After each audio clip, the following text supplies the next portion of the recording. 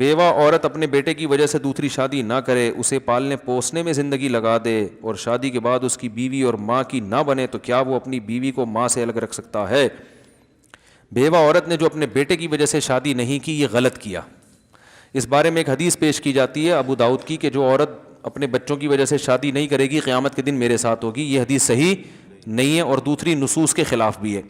قرآن میں بے نکاحوں کو نکاح کی ترغیب دی ہے, اس میں بیوہ بھی داخل ہیں, طلاق یافتہ بھی داخل ہیں, مرد بھی داخل ہیں, عورتیں سب داخل ہیں اس میں. تو جو بھی بغیر نکاح کے ہو اس میں قرآن نے اس کو ترغیب دی ہے کہ وہ کلے زندگی, بولو بھائی, اکیلے زندگی نہ گزارے. تو اور احادیث میں بھی.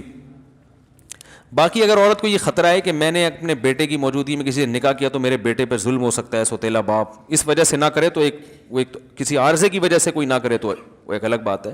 لیکن بہرحال عورت کو ترغیب یہی ہے. اب یہی ہوا ہے نا, انہوں نے خود شادی نہیں کی, ان کو شوہر نہیں ملا, مزید اولاد بھی نہیں ملی. مزید اولاد ہوتی, ان کا شوہر ہوتا تو آج شوہر پال رہا ہوتا, اولاد ہوتی, یہ والا نالائق ہوتا تو دوسری, ایک بہو نالائق ہوتی دوسری لائق ہوتی.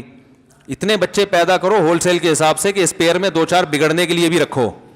حقیقت بتا رہا ہوں, 1-2 ہی ہو, بگڑ گئے تو زندگی برباد ہو گئی نا. میرے پاس آتی ہیں بعض بوڑھی عورتیں, ایک ہی بیٹا ہے, بہو نے اس کو یرغمال بنایا ہوا ہے, وہ زندگی بیچاروں کی عذاب گزر رہی ہوتی ہے. میں ان کو یہ کہتا تو نہیں کہ یہ کہ آپ نسل روکنے کا عذاب ہے, کیونکہ اور بیچاری پریشان ہو جائیں گی. بعض دفعہ قدرت کی طرف سے بھی اولاد نہیں ملتی, لیکن آج کل تو خود سے روکی جا رہی ہے.